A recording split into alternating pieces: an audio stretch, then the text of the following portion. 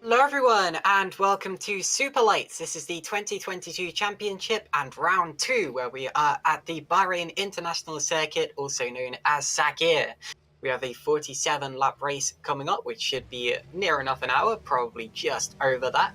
And we've just finished qualifying. Unfortunately, we haven't been able to show you that, but we will update you on everything you need to know very quickly. I am your commentator today, Caitlin Penny, and I'm joined by Yousuf bin-Suhayl. Is that how I say it, Yousuf? I'm so sorry. Bang on the money first time round, Caitlin. Fantastic. And our broadcast director is Moritz Kropp. You'll notice that is a completely different lineup to what you had last time out at Imola. We've had to shuffle a few things last minute, but it's okay. We've got the broadcast up and running. We're gonna be watching some racing today. On pole after qualifying was Jan Grankvist in the Super Venturi car, and in fact the first 4 grid spots were taken up by the 2 Super Venturis and the 2 Royal Blue racing cars, Yousuf. We have a few change around in the series. First of all, the winner of the first race in the championship, Luke Maguire, is not going to be here today. He's replaced by Tom Stevens. What do you make of that? I think it's interesting, isn't it? Because our race winner is not taking part. I think the other big thing to look out for is the fact that Tom Stevens only qualifying in P11. His teammate in THR, over Chris Butcher, down in 14th. But the big thing to remember is while the majority of the field running in qualifying with those ultra soft purple wall tires, the 2 THR guys with those red wall tires. So let's see what they can do, because they do have more pace than just looking at the lap times in qualifying would suggest. Indeed, couple more headlines, couple more drivers swapping around. Maciej Heiler has come in to replace Liam Rance. Liam Rance, I believe, has quit the series. That's the news that's come through. And Maciej is a temporary replacement, but with the option to continue if it goes well, and of course if he and the team both want that partnership to continue. Reuven Machedi has jumped into the Super Venturi car, replacing Olivier Parikian. And Machedi is starting 3rd on the grid today, so obviously acquainting himself very well with that Super Venturi car user. Absolutely. Now, I'm actually very sad that Reuven Machedi is racing, and I've got nothing against Reuven. I'm sure he's a lovely guy. But Oliver Parikian, I know this guy, and I've known him for years. Now, the one time I'm commentating Superlights, he is not racing, makes me very sad. Indeed, that is the case. A couple of penalties to update you on as well. I don't think we have any grid penalties, although I'll double check that very quickly. But we have had a couple of updates from the order of the last race. It looks to me as if Christian Pascal got a 5-second penalty, dropping him from 4th to 5th, and Deegan Fairclough, who isn't here today, was dropped from 6th all the way down into 11th place, and that's a 10-second penalty. So a couple of fouls there, which have been corrected with the order. That puts Sandeep Singh up into 4th place in both race 1 and of course the championship, since we've only had one race. And yes, looking at the updates and the DC infringement list, there are no grid penalties today, meaning that what you saw in qualifying, or what you didn't see in qualifying, but what you'll see in the grid order is going to be how the cars start. Finally, the other update that we have for you is that there are no upgrades for all of the cars after round 1. There's a little bit of delay, a bit of a delay that's been put on the car upgrades in both Superlights and Super League this year, meaning that just like in round 1, the cars are theoretically equal.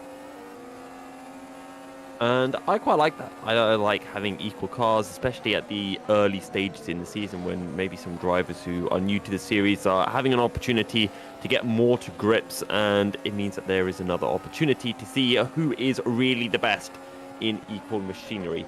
I want to talk a little bit about Sandeep Singh, Caitlin, because P5 in the opening race of the season and qualifying down in P7 for this race. And Sandeep Singh, someone that you should probably know relatively well, considering that you're their teammate over in the Formula Sprint Series.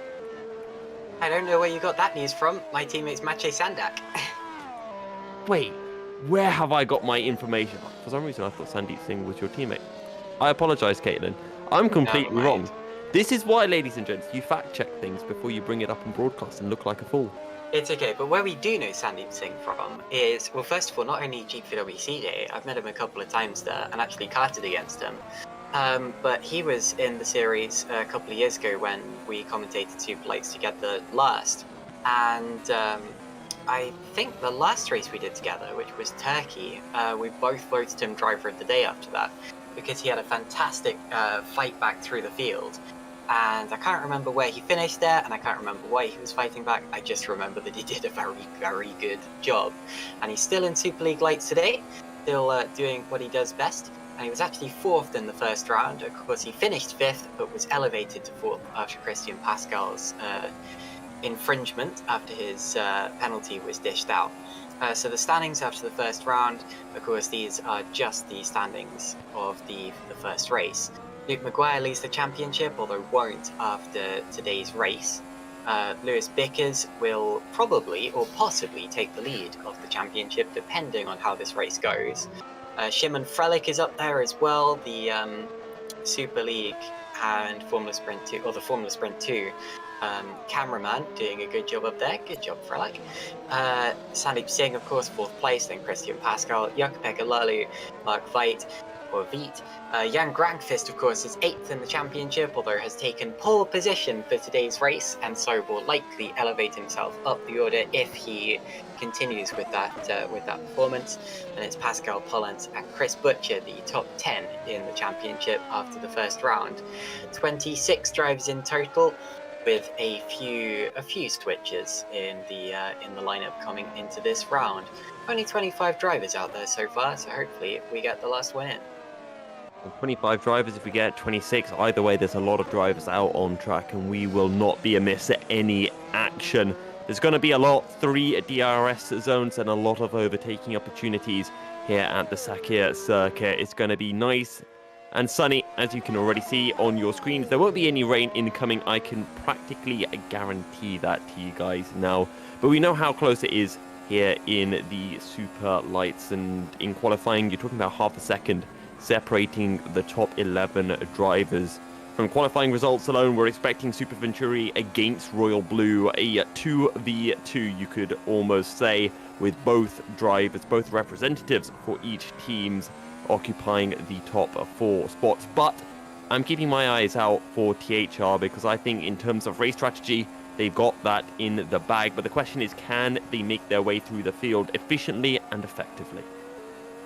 Hello to everyone in the YouTube chat, lots of names that I recognise. Who's that you're having a little catch-up with Yousuf? Owen AK seems very happy to be here today. Konnichiwa, jolly good.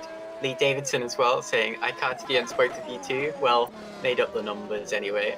I remember, Lee, weren't you the person who I think I overtook Lee after coming out of the pit lane for the first session, although he made it very, very difficult for me, and it was a lot of fun, actually. Right, who else have we got that I recognise? David Carter, fellow commentator. Liam Duval, of course, currently racing in Super League. And everyone saying hello. I'm prepared to have a good time. That's fantastic to see.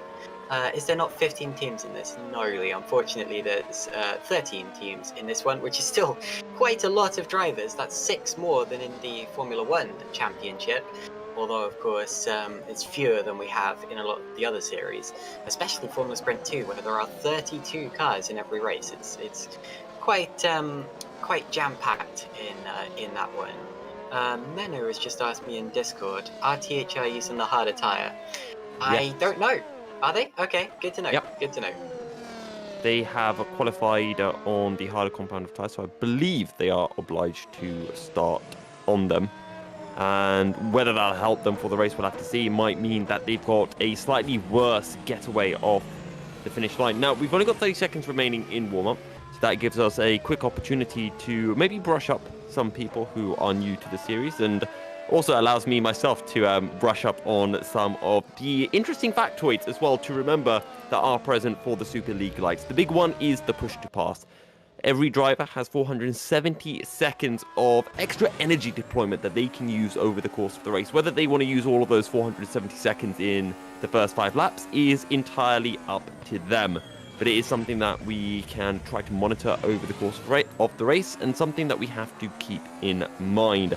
47-lap race coming up, maybe a 1-stop, maybe a 2-stop. THR could be the ones who potentially go for that 1-stop strategy. Yes, so it's going to be a bit of a toss-up between the 1-stop or 2-stop. I would probably go for a 2-stop here.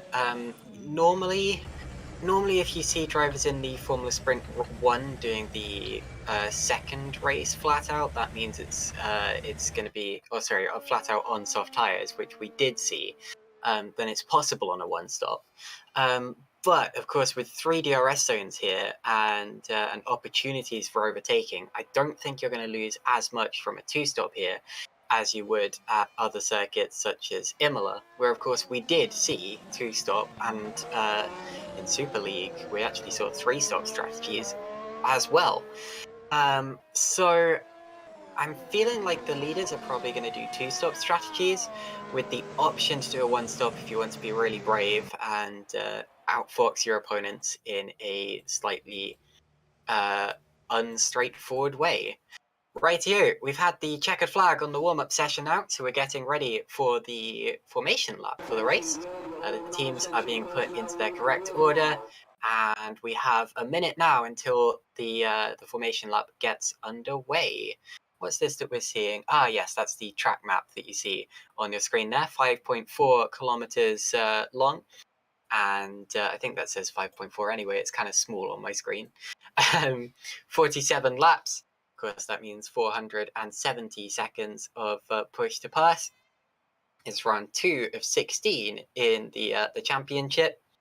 And this is a circuit that's it's an interesting one because, in my opinion, it's not particularly fun to drive. Again, that's just in my own particular opinion.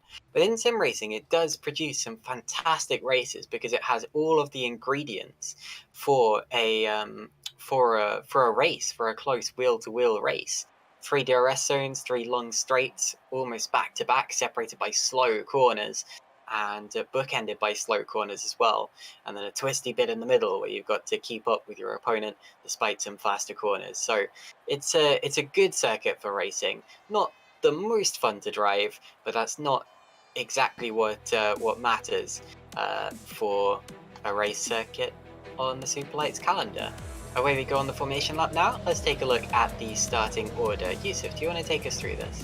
Sure, why not? Lining up on pole position is Jan Grankvist for Super Venturi Racing. Shimon Frelek lines up alongside. Ruven Machete in the second Super Venturi car lines up in third, with Lewis Bickers second in the championship in fourth place. Fifth is the first of the HG Esports Blue Bolt cars of Giuseppe Saracino ahead of Jukka-Pekka Lalu in P6 for Red Arrow Racing. Sandeep Singh lines up in 7th ahead of Christian Pascal. In 9th is David Wasserman, and in 10th is Pascal Polenz. 11th goes the way of Tom Stevens in the first of those THR cars, with Dylan Platt alongside. 13th is bin-Suhayl, ahead of Chris Butch in the other THR car, with Maxi Giesinger or behind him, and Patrick Rojak in 16th. 17th goes the way of George Sutton, with Fabian Schirzik in 18th, with Tom van der Voort in 19th, and Heigo Poom lining up in 20th. Indeed. 21st there, Mike White. Then we have Mateusz Guzowski, Adriano Opportuni, Ben Willis, and Francesco Leone rounding out the grid. And one thing to note there is that we only have one TTF racing car, and that's Heigo Poom, starting from 20th and outside of the points. So TTF not having a good start to the day, with one driver missing for unknown reasons. 25 cars though, still a lot. As I said, 5 more drivers than we get in a typical Formula 1 Grand Prix. And even that can feel like a crowded circuit sometimes. So this is going to be a packed track. These are quite big cars. They're based on Formula 1 cars. As a result, they're some of the heaviest single-seater racing cars out there, some of the fastest, some of the longest as well, and also fairly wide. If you look at the width, they're not as wide as Formula 1 cars are, but they're wide enough to have more than enough mechanical grip to take this circuit faster than pretty much any other car can. It's a very blue front of the grid here. Super Venturi and Royal Blue Racing lining up alongside each other at the front of the grid. A blue rear as well, with the ghost speed of Francesco Leone lining up at the back. And when he's in position, we will be underway for 47 laps of the Bahrain Grand Prix circuit. This is getting exciting, Yousuf. Super Venturi's on the outside, Royal Blue Racing on the inside. Tom Stevens, one to watch out for, starting in P11. He's starting on the medium tyres. Everyone in the top 10 on those soft compound of rubber. So the lights are about to go out, and as they do, now we are underway for Bahrain. Jan Grankvist gets a decent start. He's smooking. A lot of them are smooking. And Shimon Frelich has dropped back. So Ruben Machedi is on the outside, heading down into turn 1. And it might well be Super Venturi 1-2. And it is as they exit turn 2. Super Venturi get away well. Lewis Bickers has lost out to HG Esports. Giuseppe Saracino. Up towards turn 4, there's a yellow flag waving. Someone has gone around. It's Maxi Geisinger, who's in the wall at the back. And Patrick Brochak is struggling too. Up in the front, Grankvist leads from Machedi, Frelich, Saracino, and Bickers, and the rest of the field slot through into the acids. Tom Stevens has dropped to position. He's down to P12, having started in P11. Good start from Dylan Platt as Heigo Poom's dropped down to P16. But it's Giuseppe Saracino who's made a move, and Lewis Bickers who's dropped down a position. So he's going to have to get his head down and try to work his way back up into P4 and behind his teammate of Shimon Frelich. Stevens just got back past Platt there, and that's important because those are the top 2 cars on harder compound of tyres, and Chris Butcher gets through as well. So THR have a 1-2 in the alternate strategy part of the race, as Dylan Platt loses out to both of them. When I say the harder compound tyre, I meant the mediums. The top driver on the full hard, the white compound tyre, is Fabian Schirzik, who is right behind them there. Schirzik actually about to make a move potentially for 13th place. Maxi Geisinger has continued, but he'll be heading into the pits because he is missing his front wing, and unfortunately there's another driver missing both of his wings, and that's Tom van der Voort. So some carnage at the back. Look at Machedi defending from Frelich. He takes to the outside line. Frelich does anyway. And now for the switchback. No DRS just yet. We're only on lap 2 of the race, but he has a fantastic run out of the corner nonetheless. He's going to be on the outside line for turn 4. Needs to get his nose ahead, which he does do, but it's midway through the corner, not in the braking zone. And he loses it. Big save, big save. Shimon Frelich stays third. And I think he'll just be lucky not to spin around there. Lewis Bickers is up to 4th place again, so it's Super Venturi, Royal Blue, Royal Blue. And like I said, they're lucky to be in that order. Now the top 7 exactly the same as they were at the end of qualifying. Good stuff from Lewis Bickers. Great stuff from Szymon Frelek to be able to stop the rear end from completely stepping out. Just got a little bit wide on the exit of a turn 4, and as he got onto the power, eager to pull alongside Ruben Machete, just lost the rear end. So easy to do in these Formula 1 cars. So much power, so much torque goes into those rear wheels. But you can already see the lead that Jan Granqvist has pulled out. It's over a second to his teammate Machete.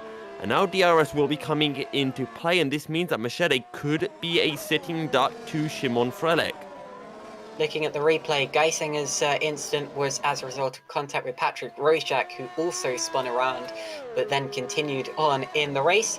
Van der Voort's incident happened slightly further around the lap, and both of them have continued on in the race. Here we are on board with David Wasserman, catching the cars ahead, who go side by side now. That's Pascal Pollard getting past. Pollard, yeah, goes through. DRS will be enabled from this lap. This is lap 3 of the race. Just had a look back at the Van der Voort incident, sorry. He lost it all by himself. Now we have cars side by side. Pascal and Pollens once again going for a move. We had a car parked, I think there. Was that Adriano Pacini potentially? No, he's still in the race. Never mind me. And Pascal is now up into 8th place. Yeah, Christian Pascal up into P8. Pascal Pollens lost out on a couple of positions. That's a mouthful, isn't it? Christian Pascal and Pascal Pollens. So good luck trying to keep that one right for the remainder of the race, Caitlin.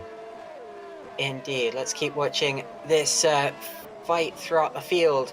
Jan Granqvist now has a big gap, 2.8 seconds to his teammate Ruben Machete. So Granqvist getting away in the early stages of this race. Driver who graduated from Formula Sprint 1 despite only doing a few races, or about half a season, last year, and is already acquainting himself very well with the Superlights Championship. Lewis Bickers is still fending off Giuseppe Saracino. Of course, they swapped places on the first lap of the race and then swapped back, and now it looks as if he's getting away, actually, with help from his teammate Szymon. So, on to lap 4 of the race. DRS well and truly in effect down the start-finish straight. The two THR guys in a battle further back. Tom Stevens as Butcher goes a little wide, but Stevens there was defending from Heiko Poom. And Poom's made his way up 7 positions at the start of this race. It's been a good start for the one and only TTF Racing car in this race. I can't work out who the driver was who Menno saw stopped a little while ago. I think it may have been Tom van der Voort, because he is now a lap down. So I think that it was just him giving way to all of the other drivers as he came out of the pit lane and rejoined the race. But anyway, slightly wide there from Ruben Machete. He gathers it up again without losing a place to Szymon Frelek. We're on board with Tom Stevens, who follows his teammate, and those two have swapped, haven't they? They have, and there's a reason for this, because Chris Butcher, I'm pretty sure, is on the harder compound of tyres. So THR... Oh wait, no, sorry. No. You're right. So Tom Stevens is on the mediums, and THR putting the drivers on different strategies. Remember, Chris Butcher started behind Tom Stevens. Tom Stevens in P11 and Chris Butcher was in P16, or pardon me, actually P15. And Chris Butcher with that harder set of tyres, THR want to put him ahead because he's effectively got the better race strategy. And if he can sit behind Pascal Pollens, we'll see how far he can stretch out that hard compound of tyres. Yeah, you're absolutely right. Sorry, I didn't see that. They are on different compounds, with Butcher on the full hards and Stevens on the mediums. Of course, there's a risk here that Butcher might hold up Stevens being on the slower compound of tyre. But of course, if they were the other way around, then there would be a risk of, and I think they're going to swap back here potentially. No, they don't. Okay, that's interesting. I would have said that what they're doing now is having Stevens probably defend for Chris Butcher, but it's very early in the race to be doing that so far down the order. I would have expected Stevens to lead Butcher around at this stage of the race, but whatever the case, this is the strategy the THR have decided to go for, and I'm not criticising that because, like I said, they know better than I do what their strategy actually is today and how it's going to work, and I mean, we've been wrong before as commentators. We're on lap 5 of the race now, out of 47, so over 10% of the way into the race already. This one's going to fly by, isn't it? I know we've got pit stops coming up in a bit, but with how the race has gone so far, I feel like this one's going to be a relatively short hour of our lives. Absolutely. I just saw Giuseppe Saracino really lay onto the brakes into the final corner. But lap 7 of the race, or pardon me, lap 6 of the race now underway. And Jan Granqvist has pulled 3 seconds to Ruven Machete. But Machete has Freilich and Bickers close behind, who are just biding their time. Going back to the point about THR, I think, to be honest, I think the strategy is fine, and it all comes down to how confident Tom Stevens feels on that medium set of tyres, how much faster he feels than the guys ahead, and as soon as he finds himself having a bit more confidence in those yellow-walled medium compound of tyres, I'm sure THR will swap them back around and allow Tom Stevens to try to clamber his way up through the field. But for now, things are fine. Chris Butcher is staying within a second of Pascal Pollens up ahead, and that's all that he needs to do. Just noticed that Luke Maguire is in the YouTube chat. Hi Luke, could you let us know why you're not in this race, please? Of course, Luke won the first race of the championship, and I thought that apparently he's skiing. Skiing? Oh, that's an interesting one. Luke goes ski, says the Underval. Yeah, that would make sense. Huh. Okay. Anyway. Also, according to Liam, I sound like Karun Chandok. Or maybe you sound like Karun Chandok. One of us does, He didn't specify. It wasn't specified exactly. I'll take that as a compliment. Yeah, Karun's awesome. Karun's one of the best broadcasters that I know. Anyway, Simon Freilich is very close to Ruben Machete here, much closer than he was a lap ago, heading out the final corner. And you can see that Machete is, well, he sees him coming. The body language of the car shows that he's nervous. Freilich is going to fly through in a straight line into the braking zone. Machete is not still there. Shimon Freilich takes second place in the race and splits the Super Venturi 1-2. Meanwhile, further back, Wasserman had a go at Pollens. Pollens still in 9th place there. But yeah, the main story on that lap was Shimon Freilich flying past Ruben Machete with the DRS. Max Verstappen style, although unlike with the Verstappen-Leclerc fight a couple of days ago, Machete was not able to fly back through in the second DRS zone. So that is the order as it stands. Granqvist leading by only 2 seconds now ahead of Shimon Freilich, although I think that's going to extend out again because we've read that in the second sector where they're a bit more bunched up anyway. And Ruben Machete is in 3rd place in the race. And still a very blue front of the grid, with the top 4 cars being a very similar shade of deep blue. And I think maybe Machete should have been taking some tips from Charles Leclerc. Don't defend the corner, stay on the outside so you can try to get the better run coming out of the corner and then reclaim the position up towards the turn 4. When Machete did look for the switchback, he just lost the rear end a tiny bit coming out of a turn 1, which meant that Shimon Freilich was able to hold on to his position until now, because Machete has the run on Freilich on the run towards turn 1. It's a replay, it's the other way round, but it's a replay, and Ruben Machete goes through into 2nd position just as he lost it a lap ago. And into turn 1 they go. Freilich tries to line him up for the 2nd straight. I think he's going to be a little too far back.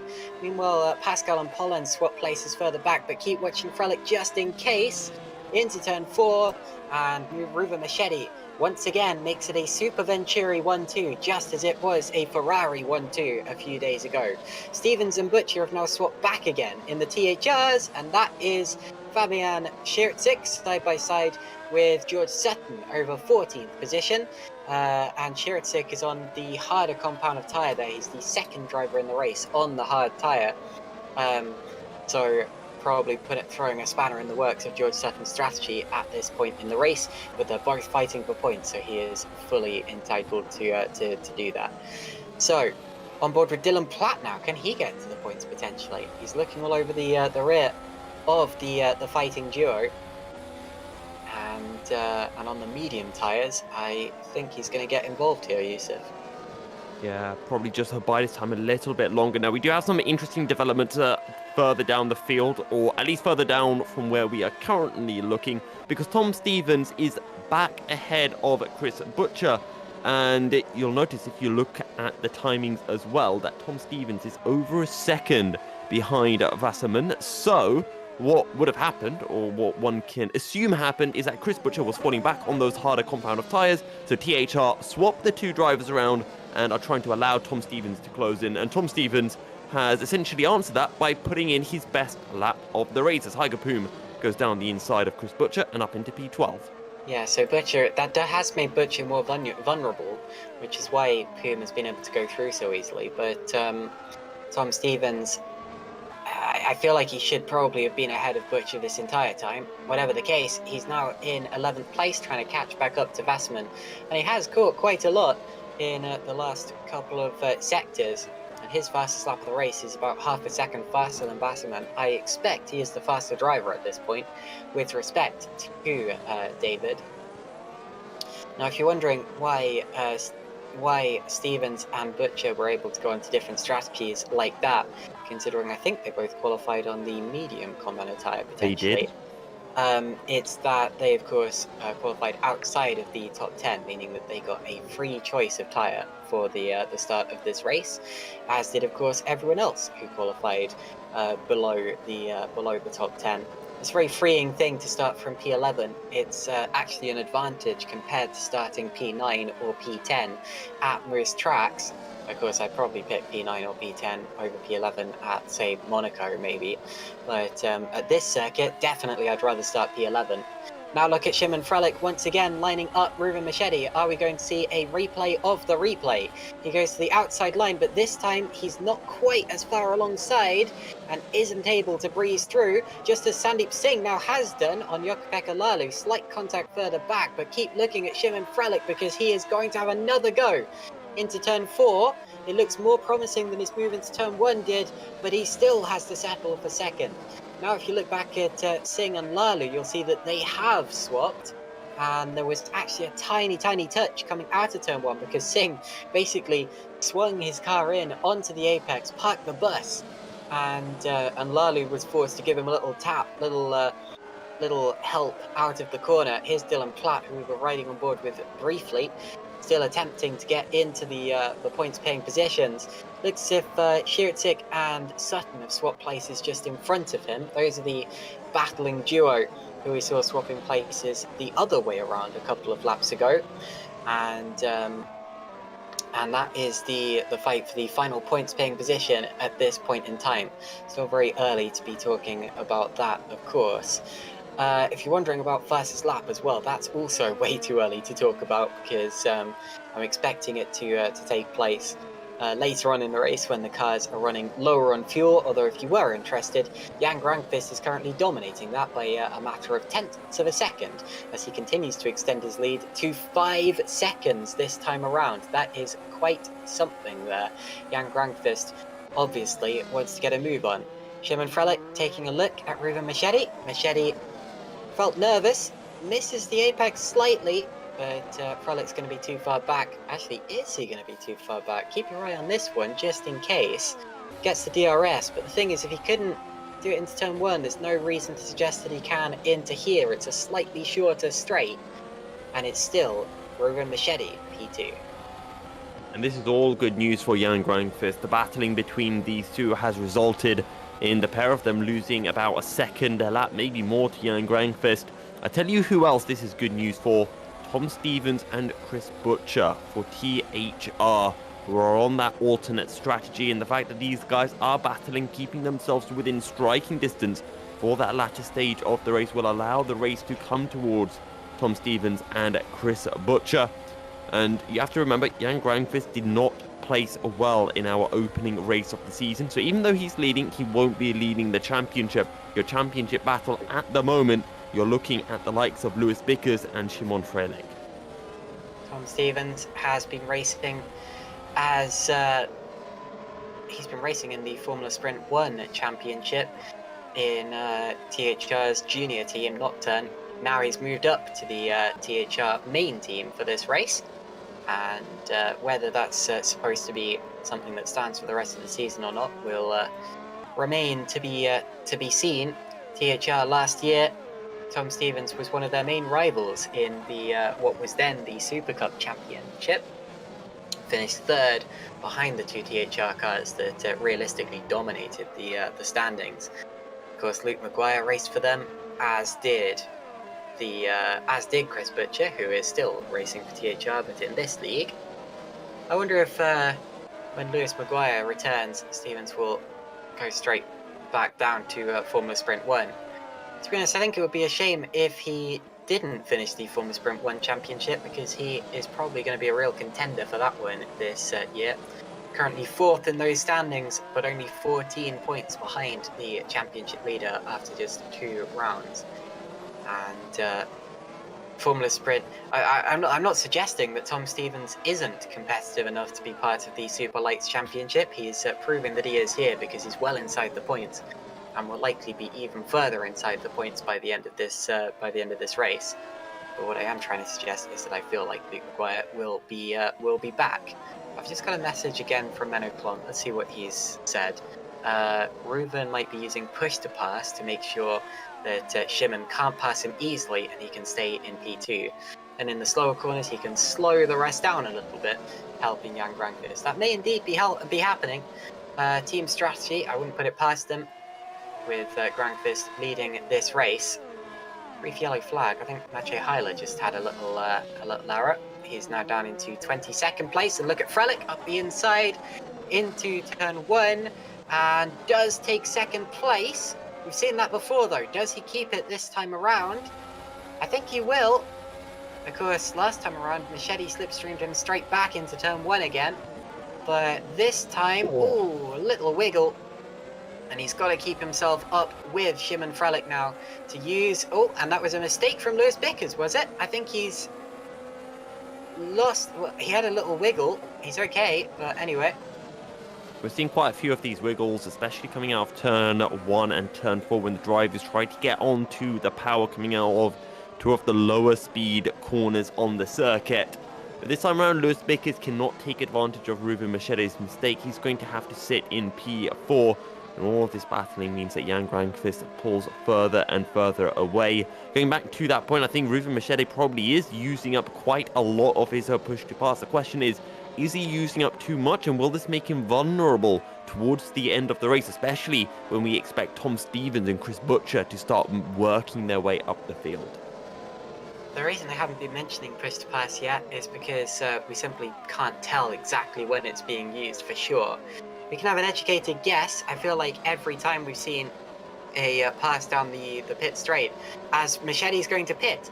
But just to finish my point quickly, every time we've seen a move down the pit straight, I feel like that driver has been using the push to pass, and probably the defending driver has been as well. Back to what I was saying about Machete, he is in the pits, and that's one of the earliest stops in the race. He goes onto the hard tyres. Could probably do the rest of the race on those tyres, whether that is his plan or not. Again, remains to be seen. It's a relatively long way, but of course it would prevent him from doing another pit stop, which would lose him some more time.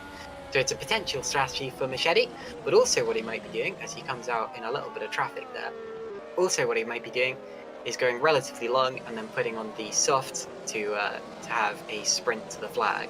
We'll keep an eye on that. Here's Tom Stevens, now up into 9th position as a result of that. Lewis Bickers is up into the top 3 now. He's right with his teammate. And they've closed the gap there. Frelich and Bickers have squished together, you could say. And it doesn't look as if there is a Super Venturi-sized gap between the two of them, realistically. So I feel like there is going to be a change in the order in this pit stop stage. But will it be an undercut from Reuven Machete, or will the Royal Blues get the better of them? So looking at the Royal Blues right now, they're lapping in the high 41s in Sector 2. We'll see what Reuven Machete is able to do in that middle sector, and we'll see which one of the Royal Blue racing cars comes into the pits. If any of them, and the answer is neither of them coming into the pit, so neither of them are going to react to that Super Venturi pit stop. Now, what has Machete done? He's done a 41.5, so you can be practically guaranteed that the undercut will work. And that's why Super Venturi have brought Machete in, because they didn't think that Machete would be able to fight back against Bickers and Frelich. So they brought him in the pit so that once the Royal Blue Racing cars do make their pit stops, they will be behind Machete once again. As we've got more pit stops happening and drivers feeding back out into traffic. And a bit of contact, I think, coming out of turn 1 from 2 of the drivers. I was muted. That was Singh and Leone. So Singh came up right into the side of Francesco Leone's car. He's okay. George Sutton there slightly locking wheels with Adriano Opportuni as well, but they also get away with it. 2 more drivers who also got away with a little bit of contact there were Mark Veit, and whoever he was fighting with. Yeah, he had a little slide as a result of that and lost a little bit of ground. May have been Dylan Platt, but anyway, both of those drivers still in the race. And the pitters that I saw on that last lap were Singh, Lalu and Pascal, all 3 from right up near the front of the order. I think they were all in the top 10. And that shows you that the pit window is well and truly open, so keep an eye on any drivers that might be coming in this time around. Simon Frelick. So Frelick comes in from 3rd in the race. And we'll see now where he will come out in relation to Ruben Machete. Here's Chris Butcher as well, about to slipstream Hygo Poom. They both have DRS, and Butcher may be using the push to pass. We don't know for sure. They may both have been using push to pass, or neither of them. Poom fends him off. Production, can we get a visual on that pit stop and where Machete will be? Wonderful, thank you very much. And let's take a look. And Machete goes through. So Machete has jumped Shimon Frelick, but he's up the inside of Opportuni, and they touch, and they're going to touch again. No, they get away with it. Machete has put 3 cars between himself and Shimon Frelick. That's almost disastrous for Frelick there, as the 3 cars ahead of him are fighting for position. That's going to cost him a lot of time. Saracino, he's going to go up the inside. No, okay, well he took a look, but these are some very fast corners, very difficult to overtake into here. Saracino, Sutton and Opportuni are the 3 cars between those rivals, and that's a little worrying as well for Lewis Bickers, because he's staying out even longer than Shimon Frelick, and there's a high chance he might come out behind all of them. Big twitch for Sutton. That means that Sutton is going to give way to Shimon Frelick, and he rejoins behind that fight and loses a place to Christian Pascal as well in all of that. Sandeep Singh is only just behind Shimon Frelick, so Singh, I think, is now in the fight for the top 3 or 4 in this race. He's probably going to be net 5th. But my goodness, does that throw a spanner into the works as Lewis Bickers pits now. So Lewis Bickers pits, Jan Grankvist pits from the lead. Jan Grankvist is also in. So THR are 1 and 2, and side by side in the pits are Bickers and Grankvist. Grankvist had to lift off to allow Bickers to move into his pit box. He leaves, and Grankvist is going to lead. Now where are Machete and Frelick? Machete goes through and does come out ahead of Lewis Bickers, as side by side are Saracino and Opporuni, who slides and stays well clear of Bickers. So it's going to be Machete net 2nd in the order. Super Venturi have a net 1-2. Yeah, good stuff from Venturi, but you have to remember the fact that Machete has pitted a few laps earlier. Don't forget, Saracino is there for position. When you look at Opporuni and Mark Veit, they aren't for position. They still have a pit stop to make. But now your race leaders, Tom Stevens, Chris Butcher, the THR drivers, running with those alternate strategies. Tom Stevens with the medium tyres, Chris Butcher with the harder compound of tyres. But Ruben Machete is in a very important situation right now. He needs to get his head down. He needs to start putting in some laps so that the likes of Saracino and Bickers can't get to within DRS range. Indeed. So it's Stevens leading from Butcher. Those 2 are yet to stop, as is Fabian Scherzik in 3rd position. And they're all going to stay out a little bit longer on those harder tyres. The top driver in the race realistically is Jan Grankvist. He's still the fastest driver on track and has a decent buffer of about 5.5 seconds after the pit stages, and no cars directly ahead of him. Lewis Bickers is going to have to fight to pass Saracino, who's got the DRS and is actually about to pass. Look at that, he's about to repass Ruben Machete up the inside. So Saracino gets ahead of Ruben Machete, possibly throwing another spanner in the works. As now, and a slide from Machete, little twitch on the exit. And now there's nothing between him and Lewis Bickers. What about on the exit? Saracino doesn't have to give way and is actually defending there from Ruben Machete. It's a little naughty, but it's totally within the rules, and he has a right to be there. And it's up to Machete now to find a clean way back through. And Saracino on the last lap put in the fastest lap of the race so far, 32.1. Machete only with a 32.9. So Saracino used up a lot of push to pass, I reckon, on that lap to get within DRS range. But now the question is, Saracino with slightly fresher tyres, can he pull over a second to Machete? And I tell you what, if Lewis Bickers can get into the fight and battle with Machete, that will enable Saracino to pull out that 1 second lead that little bit easier. Saracino actually is not being naughty here at all. This is for actual net position. Yes. He pitted on lap 14 and I just completely missed it. My apologies. So Saracino's been in. He is now well and truly ahead of Ruben Machete and will stay there for the time being. So realistically, the race is going to be Grankvist, Saracino, Machete as it stands. And Saracino jumped probably 2 or 3 people in the pits and has now passed another one. Grankvist now coming through, passing Dylan Platt on the inside, gets the position done. And now you've got Saracino, Machete, and Bickers entering turn 1 together. Big lockup for Machete. He's okay though. Sandeep Singh pulls a place on Opportuni, who now is going to lose another position to Yukka-Pekka Lalu. That's also for... This one is in 4th position. Opportuni is on older tyres. Lally though, going through on the inside. Brief yellow flag. I'll take a quick look at what's going on there. And it's Tom van der Voort once again, I'm afraid, having a rubbish race. He's the only driver off the lead lap at this point in time. So what a development in the race. What a drive so far from Giuseppe Saracino. Actually, both of the HG Esports Blue Ball cars are going well because Christian Pascal is likely to be in the top 6 after this as well.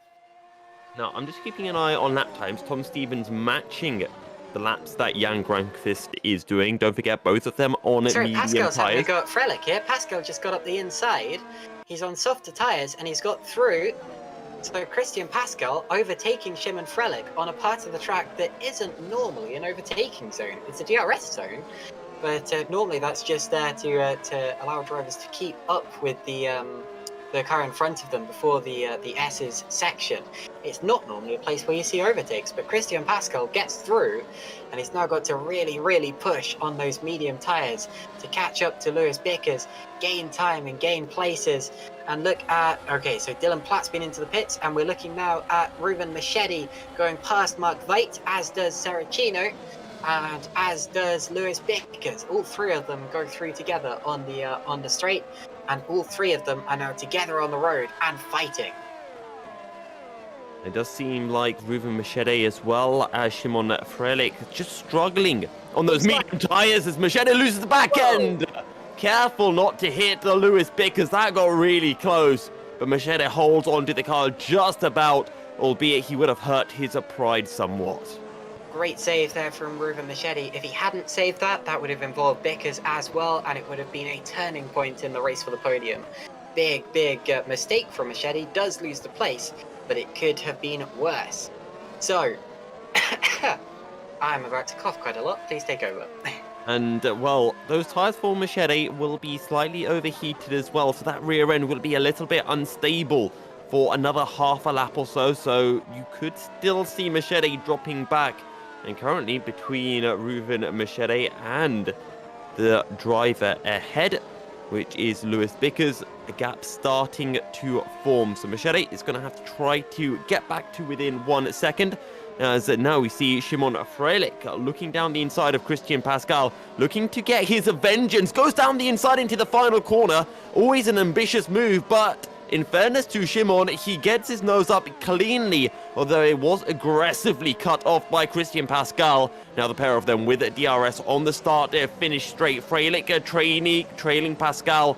Pascal goes defensive, and Frelick cannot get alongside on the run into turn 1, and Frelick will be cursing the fact that Mark Veit is ahead, giving DRS to Christian Pascal as they come out of turn 3, making the run up to turn 4, and it will be Christian Pascal up the inside of Mark Veit, and Shimon Frelick will follow through beautifully.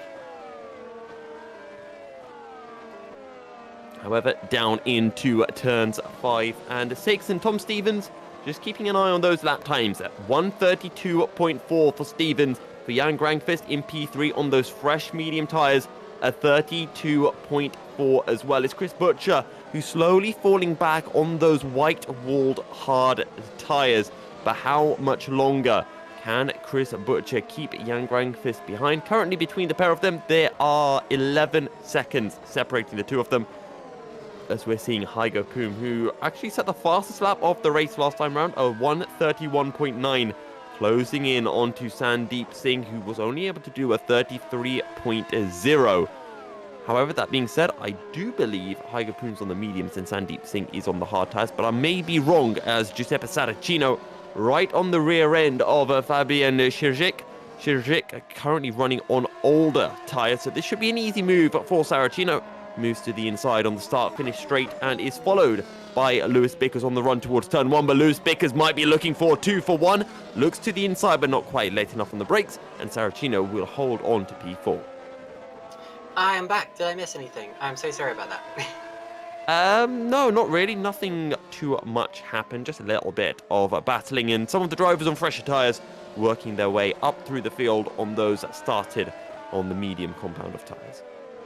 Fantastic. Okay, so I see that Stevens and Butcher are still yet to pit. Jan Granqvist in 3rd position, and the top battle in this race is still Saracino, Bickers, and Machete's not too far back, although there is a car between him now and Lewis Bickers. And it's Fabian Širžić in 6th position, who is also yet to stop. That's how we stand at we're nearly at the halfway point in this race. Machete's about to put a move on Širžić, and even though I said that is the place where you don't normally see overtakes, they are on very different strategies at this point in the race. Hygo Poom as well, passing Mark Veit a little further down. Those two also on rather different stages of their race. No retirement so far. I very much hope I haven't just cursed it. I've seen a couple of slides and a couple of spins from the 2 Drade cars near the back, I'm afraid to say. But both of them are soldiering on, and that's great to see. Oh, Širžić! What was that rear end doing coming out of the corner? Bloody hell!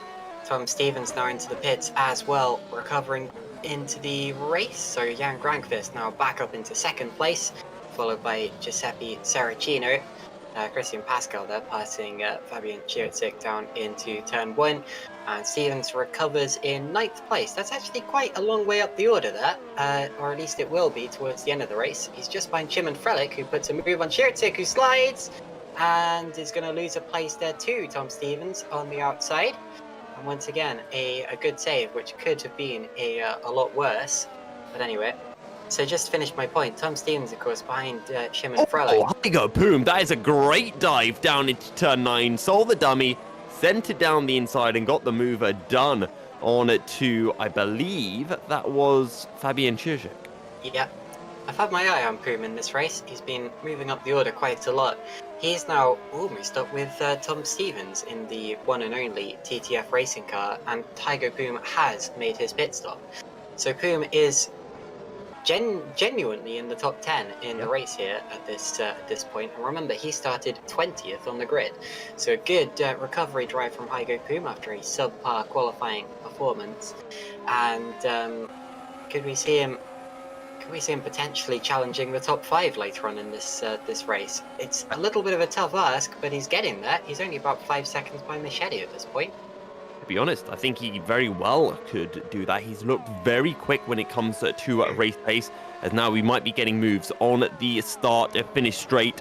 As I'm just double checking who that is. Is that Frelick? Frelick got back past Pascal there. Now on the outside is Frelick, as Pascal goes down the inside.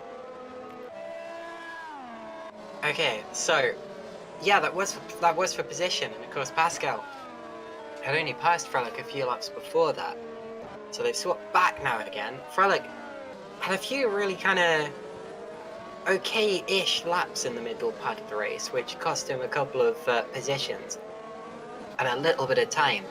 He's been gaining it back. He's got some heat into his tyres now. I wonder if that may have been the problem, actually.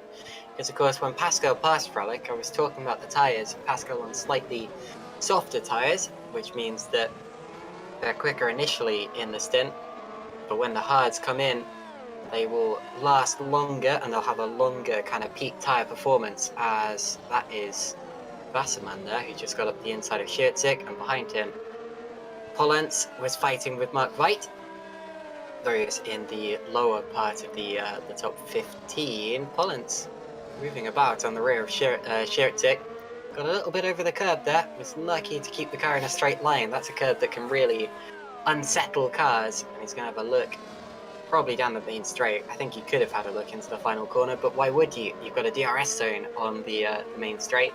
And if you go through into the final corner, and never mind, because Schiertzik now pits. One of the last drivers in the race to make his mandatory pit stop.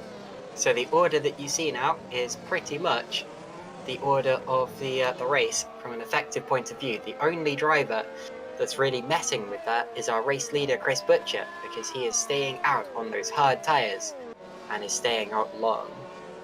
Okay, so Tom Stevens is now within 1 second of Christian Pascal up ahead of him. And don't forget, Tom Stevens on much fresher medium tyres than those around him. So the question becomes, what can Tom Stevens do? How much does he want to push? Does he maybe want to save up on some fuel, save up on that push to pass and bide his time? Because I personally think he's got the pace to work his way through the order, because currently he is only 4 seconds behind Lewis Bickers. He's 6 seconds behind your effective race leader of Jan Granqvist, which is a fantastic spot to be in considering he has the strategic advantage. And if he was saving that push to pass in the first stint, which I believe he was, I genuinely think Tom Stevens is in a very good position to challenge for the race win. Tom Stevens, though, has a problem, and that problem is called Hygo Poom. Now, Hygo is the fastest driver on track right now. A couple of laps ago, set a 1:31.9. Now, that is the first lap that anyone has set under 1:32 in this race, and still the only lap. Let's look at the lap time he's setting now. It's another relatively quick one. It's nowhere near as quick as he had been doing a couple of laps ago. In fact, I think he made a mistake a couple of laps ago, because there was... So lap 20 was when he set the super lap, and then lap 23, he was 2 and a bit seconds off that. So maybe he was just passing cars, maybe he had traffic, but also maybe he made a little mistake. I feel like, because Tom Stevens, his laps right now are only just faster than what Hygo has done, but he's getting faster. He's picking the pace up after his pit stop, and Hygo's dropping off a bit. So never mind. Maybe I should take back what I said. Hygo obviously is still a real contender in this race, and obviously could still fight for at least the top 6 or 7 positions in this race. But he's dropped off a little since taking that fastest lap there, which is a little bit of a shame. But I feel like if there is another pit window in this race, he's going to be launched right back in to the fight. And why shouldn't there be another pit window in this race? We've got quite a long way to go still. I have a very good reason, Caitlin, why there shouldn't be another pit window. Because if the likes of Jan Granqvist and Giuseppe Saracino have another pit stop to make, they will not win this race. There is no way they win this race because Chris Butcher will win the race. He is currently still on those hard tyres, and if he pits now and puts on mediums, they will get to the end. We saw the guys who started the race on the medium compound of tyres, putting in 20 to 24 laps. And considering that the fuel load has gotten lighter, that means that the medium tyres that gets put onto the THR car now would actually be able to go a little bit further. In other words, they will get to the end of the race. And currently, Chris Butcher finds himself 8 seconds ahead of Jan Granqvist, with Jan Granqvist closing in by around... Well, actually, last time around, he closed in by a second. So it's another 7 seconds before Jan Granqvist can... Or another 7 laps before Granqvist closes in onto Butcher. And I think if another pit stop is needed, I think Chris Butcher is in a very, very good situation. So let's see. Because I think, personally, I think Granqvist will try to go to the end. Butcher's going to be putting on a set of soft tyres in about 5 or 6 laps. And then he's going to be trying to blast his way through the field as quickly as possible. It's a good point. I mean, we're getting towards the stage in the race where we have to stop talking about the net order because we simply don't know, and there's a chance that we might start messing things up. But Chris Butcher, of course, I mean, he's clearly going for a one-stop strategy. It's the clearest of anyone else in the field. I feel like other drivers may be relying on him losing time through this, maybe relying on him, dropping back a little later on. You also see there on the graphic that Mark White has yet to make a pit stop there in 14th position. But the trouble is, the other drivers pitted so early in the race. I mean, about a quarter of the way through, that a lot of them won't be able to make it to the end of the race, even if they try. What was that? That's Frelick having a go at Machete. So Frelick has been catching up to Ruben Machete. And he's going to take a look into turn 4 here as he takes a look to the outside line. And he might well... Oh, there's a twitch. There's a twitch. He saves it. Just like earlier on in the race. But this time he gets the move done. It reminded me a lot of what happened on, I think, lap 4 of the race, where Frelick was on the outside of Machete at that corner and had a twitch in the same way. But that time, of course, he had to lift off. And this time he's actually got through. So Shimon Frelick back ahead of Ruben Machete. Those two have swapped something like 8 times in this race so far, and they're likely to swap again a couple of times before the race finishes. But for the time being, that drops Ruben Machete down the order slightly, I think to net 5th position, but it really does depend on what Chris Butcher is doing here. Sandeep Singh has just got past Jukka-Pekka Lalu as well, going into the sweepers, and Hygo Poom has disconnected. So Hygo Poom, who was doing a fantastic job and was the fastest driver on the track, is missing from the race and looks to be out. Well, that is always terrible to see when there's a disconnect like that, but Tom Stevens is right on the rear end of Christian Pascal. He's got DRS. Will Pascal defends a little bit, but Tom Stevens finds the inside nonetheless. Down the inside into turn 1. They squeeze each other on corner exit. Through turn 2, Tom Stevens gets the job done. But is it over? Because Christian Pascal tucks in behind. Stevens will go defensive as he moves to the outside of the track into turn 4. There's contact as Pascal turns across Stevens into turn 4. But it is still Stevens who holds on to the position down into turn 5 and 6. Chino is flying. Giuseppe Saracino has caught up the 5-second gap to Jan Grankvist. Now, Grankvist made a mistake a few laps ago that we didn't see. Lost a couple of seconds. Lost about 3 seconds, but Saracino has pulled in the other 2 or 3. And there may be a fight on for the lead of the race in a little while. And it is the lead now because Chris Butcher has been into the pits and has come out 13th. So Grankvist leads from Saracino, Bickers, Frelick, Machete, and that is the order. Those are the top 5. Those are the correct top 5 in this race. Hygo Poom is not out. He disappeared, but now he's back and he's still in the same position. So on his screen, he would have just been driving as normal. He will probably not know that there was any fuss whatsoever. But on our screens, he dropped right to the back of the order and only appeared about half a lap later. So a real drastic moment. If the disconnection had lasted any longer than that, he would probably be out of this race at this point in time. He's now coming into the pits for the second time to kick off what I expect will be the second pit window. Not every driver will take this second pit window. But Hygo Poom is one that will. I'm just thankful that he's still in the race because he's doing a fantastic job out there and will likely be in the top 10 at the end of this race, and only if he finishes it. Chris Butcher has put on a set of medium compound tyres. He's 2.5 seconds behind Pascal Polens. Chris Butcher currently down in P12. But he will be going to the end of the race. 18 laps is how far he needs to go on that set of medium tyres, which is easily done. So let's see if Jan Grankvist and the rest of the field do need to make their pit stop as well. To be honest, I think Tom Stevens is going to the end of the race from here. So it's actually going to be a case of Jan Grankvist, if he does make another pit stop, trying to close in onto Tom Stevens. Well, that's going to be a slight change of narrative, isn't it, in the final 5 laps or so? Absolutely, it would be. I'm just trying to take a look to see if Grankvist did make a mistake a few laps ago, or if he just got badly balked by traffic. It was about lap 22, lap 23. that he lost all of that time, but he had a slow-ish lap a few laps after that as well. So whatever the case, Saracino has been pulling it in, and it looks as if the lead of the race is relatively hotly contested now, and Lewis Bickers could absolutely still win this race as well. Look at this. DRS, he's going through. Lewis Bickers for second place, and Lewis Bickers is fighting his way through to what might turn into the lead in a little while. It really depends how much Grankvist is struggling, how much he's still got in that tank there. Grankvist leads, but Bickers is second now, Saracino third, and of course Bickers had been following Saracino for a long time, ever since Saracino jumped him in the pits and overtook Machete on the exit.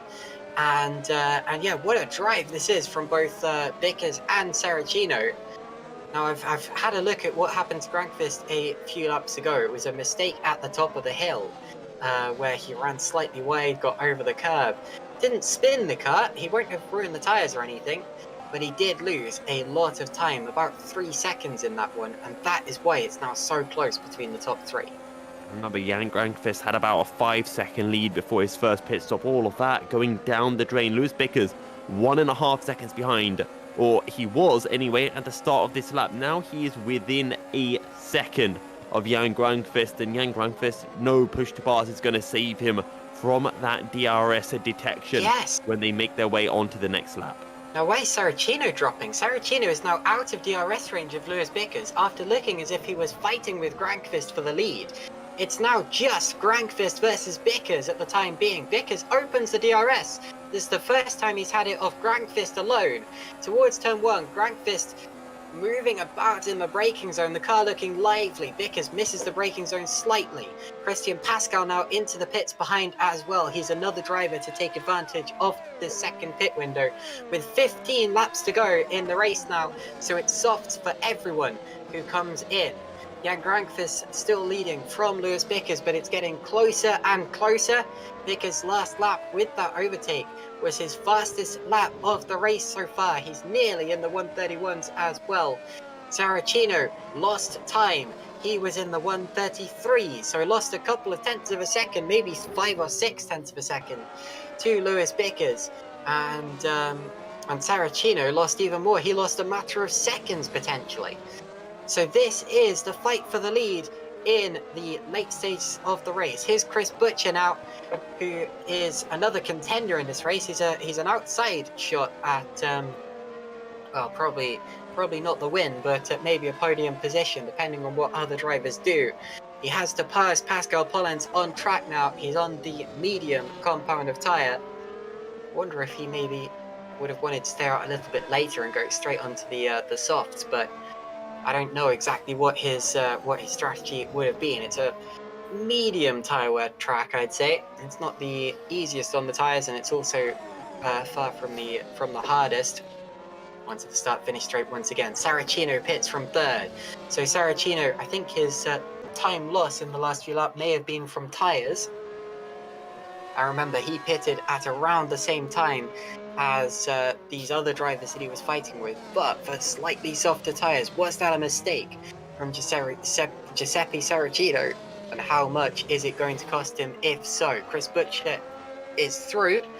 He's now in 9th position in this race, and maybe about to pass Pollens here up towards turn 4. To the inside he goes. Butcher makes the move, so that is a box ticked in his fight back through the order after his pit stop. This is going to be an exciting finish to this race, and I know I say that quite a lot, but this time I really mean it.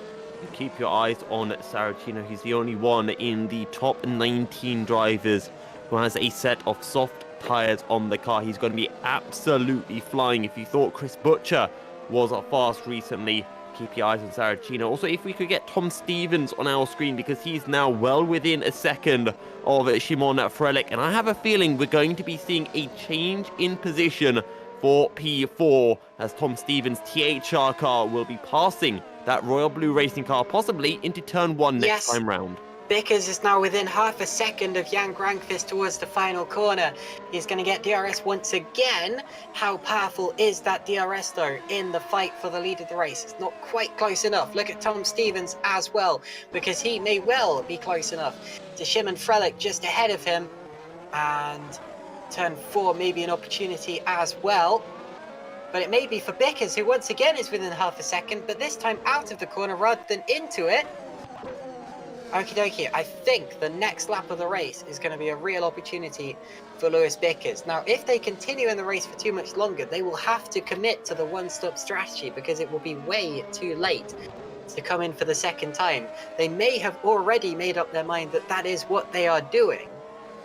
Of course, we can't tell you at this point in the race because drivers are notoriously secretive about that. Moritz Kropp, our cameraman, believes that Ruben Machedi will be coming in this lap or next lap, but we still have to actually see that for ourselves before we say it for sure. What you see now is the net order until further notice. Every driver has been into the pits, and by the regulations does not need to come in again. It's all to do with what their tyres can actually manage and what they are intending to do at this point in time. Bickers getting closer and closer to Grankvist. He's going to be about as close this time around as he was last time, but if he gets a slightly better turn 1, he may be able to attack into turn 4. Tom Stevens as well, still on the back of Machedi and Frelick. Machedi does not head towards the pit lane this time around. They're getting closer and closer to the point of no return, where they've got to commit to the one-stop strategy. Frelick goes through. Frelick to the inside of Machedi. P3 for Szymon Frelick in the Royal Blue car. Both of the Royal Blue cars now on the podium. Bickers not quite close enough to Grankvist this time around. Does Machedi come back at Frelick? No, he's not close enough. Tom Stevens licking his lips there in 5th position, Yousuf. I've just realised it's kind of weird that the Royal Blue cars are not in Royal Blue and it's Super Venturi who have the Royal Blue colours. That's a little bit weird. As Machedi closing in, but is that going to allow Tom Stevens to go down the inside up into P4? Will Machedi take that one lying down? I think he's going to have to, because Tom Stevens is through cleanly up into P4 as we head through turn 9 onto the back straight, and Tom Stevens will be getting DRS from Szymon Frelick. And here's the thing, Szymon Frelick does not have DRS from anyone. He's going to be a sitting duck to the THR car. Good move. Fastest driver on track right now is Patrick Rojak. Now he is outside of the top 15, meaning that he would not get the point if he was to do that, but he would take the point for fastest lap off any of the drivers in the top 15. Now look at Lewis Bickers. I think Bickers might have a chance this time around. They're heading on to the start-finish straight, the fight for the lead. Let's take a look at that if we can, please, Moritz, because he's getting closer and closer to the inside, to the outside. He dummies, he flies through, and he takes the lead. There's a smoking car on pit entry now that they're going to have to deal with. There's going to be a smoke screen on the exit of turn 2. Stevens goes through to 3rd as well. Frelick's still on the inside, though. You see them fighting in the background. And Stevens does get up into 3rd place. Grankvist not going to be able to get back into 2nd here, so keep a look. Keep an eye on Frelick versus Stevens. Frelick back to the outside. He's still there. He reaches the white line. He goes slightly over the white line. They bang wheels into the S's, and it's clean just about. Szymon Frelick stays 3rd. So Szymon Frelick, and Stevens dives just as he did a lap ago and Machedi's been into the pits, so Machedi has dropped out of the top 5. Wow, great stuff from Tom Stevens. Stevens now up onto the podium. Ruven Machedi going for the pit stop, having dropped a position down in this battle. Didn't want to get involved in it anymore, so he's trying to get onto those softer compound of tyres as early as possible. But Tom Stevens up into P3. He's only 5 seconds behind your previous race leader of Jan Grankvist. And Tom Stevens has better tyres. 12 laps remaining, or just over 11 laps left in this race. But it is Lewis Bickers who is now your effective race leader. And this battle, this race, is essentially between Lewis Bickers, Jan Grankvist, and Tom Stevens. We just saw Machedi passing Poom. That's for 11th place. Giuseppe Saracino now has fastest lap. He is in 9th place in this race. could have challenged for the podium potentially, and who knows, may still do it this rate. But I tell you what, we are probably at the point of no return, where everyone who has not stopped for the second time is going to have to go to the end of the race, or lose way too much to justify their strategy. So Lewis Bickers leads, followed by Jan Grankvist, then Stevens, and Frelick and Singh are the top 5 at this point in time. The top driver on a 2-stopper is Giuseppe Saracino, down in 9th position at this point in time. That is, unless anyone else ahead of him does decide to come in the last few laps of the race. But like I said, I think it's too late. I really do think that if anyone came in now, they would come out behind Giuseppe Saracino. And if everyone on the track came in for a second stop, Saracino would be the car that would win this race. But that's a really, really big if. Grankvist now is fighting hard to try to stay within the DRS range of Lewis Bickers. He might just drop out of it at this rate, and that would be a real breath of fresh air to Lewis Bickers, who, remember, started in 4th place in this race and has had to fight his way past all 3 of the cars he's had to pass. I think he has passed all of them on track at least once. And Jan Grankvist does not have the DRS. So Lewis Bickers leads this race by a relatively comfortable margin, which is likely to get even more comfortable as the race continues. Grankvist's tyres may be going off, but aside from that, Bickers is still going very, very quickly. Tom Stevens getting away from Frelick as well. Frelick may not have DRS either. The top drivers who do, I think it's Lalu in 6th place from Sandeep Singh, just ahead of him. Of course, backmarkers could temporarily give DRS to drivers who have lost the DRS. We do have a few drivers off the lead lap of the race now, and we finally had our first retirement, I'm afraid to say. Adriano Oppicini has dropped out. Still 24 cars remaining in this race out of the 25 who started. It hasn't been a race of attrition at all, and that means that every driver who is finishing this race in the points has really earned their stuff, really earned their points by fighting for position through strategy or on-track battles. Oppicini's retirement, by the way, was just a standard retirement to the pits, probably just trying to save the engine, realising that he's not going to score any points in this race. Sorry, what was that you said? I tell you what, Caitlin, Lewis Bickers has saved his set of tyres absolutely fantastically well, because now that he's got past Jan Grankvist, he's been putting in a couple of decent laps, but Jan Grankvist did just respond on the last lap, gaining a couple of tenths. Tom Stevens, the fastest of those top 3, he's gained 2 tenths on Jan Grankvist. We're talking about 4.5 seconds separating your top 3 drivers. But for how much longer can Lewis Bickers and Jan Grankvist maintain that pace?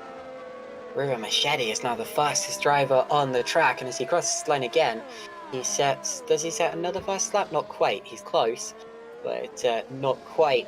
But yeah, very, very fast lap there from Ruben Machete. He is still in 11th position, and that will only give him 1 bonus point to what would be a disappointing haul of points from his 3rd place qualifying position. Lewis Bickers, of course, started 4th, currently running 1st. Jan Grankvist once again has the DRS from Lewis Bickers, so he's got back within that 1 second there.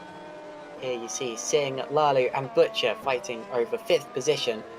DRS abundant in that train there. And Jan Grankvist, if he plays this smart, all he has to do is sit behind Lewis Bickers. He doesn't battle with Lewis. He needs to save his push to pass and use it all up in the final few laps of the race. Because if he battles too hard with Lewis, it's going to allow Tom Stevens to close in. And Tom Stevens has the better set of tyres to the 3 of them.